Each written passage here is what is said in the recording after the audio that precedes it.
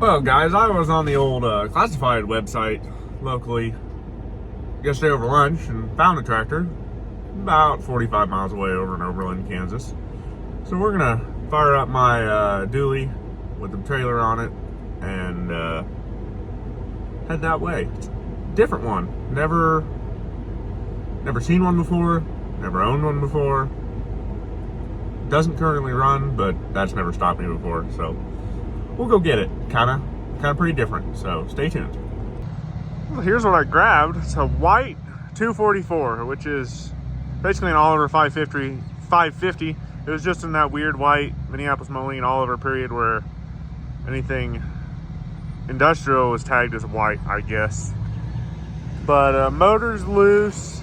That side of things looks pretty complete. Needs a front grill, which I'm sure I can come up with that. Not sure why, but it's missing the fill hole and the shifter off the transmission. So that's kind of special. Then the 3-point's not hooked up on the back. It's missing the seat here as well. They gave me a seat, but I don't think it's the right seat. But yeah, she's kind of pretty odd little thing. You sure don't, not something I've ever seen before. I've been on a Oliver 550 once before just to move it out of the way at an auction. But yeah, it's from Valley Implement Incorporated in Lexington is what that says. Which it's a normal Oliver 6-speed. I think some of these could be had as shuttle shift with a 4-speed and a or a forward reverse. But yeah, kind of different. 1,766 hours. Who knows if that works. Everything here on it, I think it'll run, but we're gonna have to figure out this transmission thing. It looks like they've had the top cover off the transmission to me, so that's interesting. But we can figure it out, I'm sure. Yeah, Platte Valley Auto in Lexington, Nebraska. Kind of different. Didn't really load it on here the squarest, but that's really okay. It's not going very far home. I don't know. We'll see when we make it run, and then we'll have to go from there for sure. Or somebody can, buy it as is too if they want it. Look, if you're looking for a project, here you go. Well, we're off the trailer here at home, so I don't know. We might as well toss a battery in this. I got one over there in the pickup and some gas and see if it starts. I know we're gonna not be able to shift and drive this thing or move it really, but drive just as well. We'll see if it runs. We'll maybe pull the dipstick here. Maybe not gonna pull the dipstick. I'll grab a pair of pliers. Oh, vice grips, whatever. We're gonna see what's got in it for oil. I looked in the gas tank earlier and it seemed pretty clean. I looked up the serial number on the way home. I think it's in 1973. Not entirely sure, but we'll get this dipstick off here, see what kind of oil we got, maybe check antifreeze, and then pull that old Orsolin's battery out, dump some gas in it, see what happens. All right. Well, hopefully, oh Lord. Well, that's a little crusty, but there is oil in it. Looks a little thin.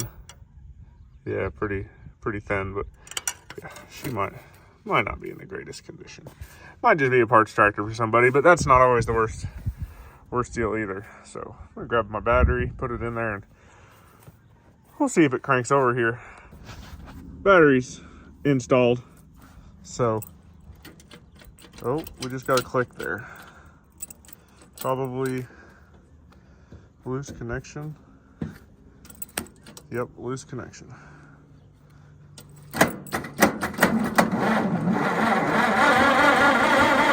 Kind of cranked hard there for a minute, but it is cranking. It sounds like it might have an unhappy hole, but yeah, so we're cranking. Let's walk over here.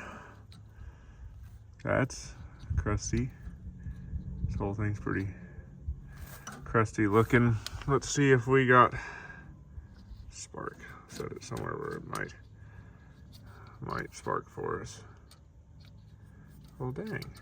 Somebody stay there. Stay there. We'll find a place to.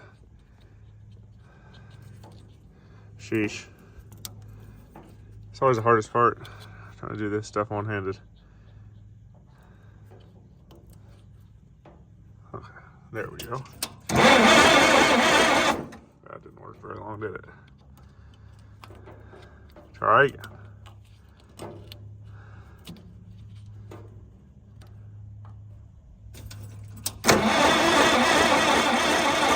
Don't believe I've got spark. So we're gonna maybe run this wiring a little differently, or short a wire in here and try again. Yeah, the wire, I mean, we got the right wire running to it. Just nothing.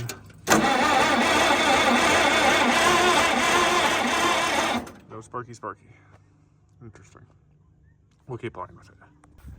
Okay, now I got spark out of the coil now, and the points are working. Dumped some gas in it. Looked like the 7-bowl filled up. So only thing left to do is, you know, see if it'll crank. Let's see if it'll run. Not getting much action yet. The choke is froze up, so that doesn't do me much good.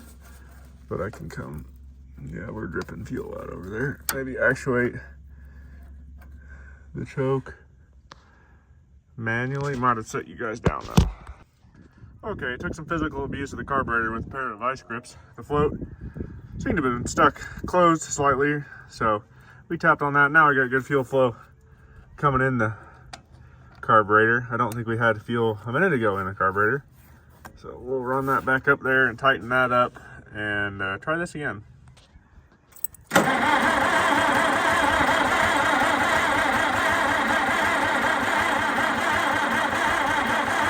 Nothing yet. Maybe the choke's gonna work.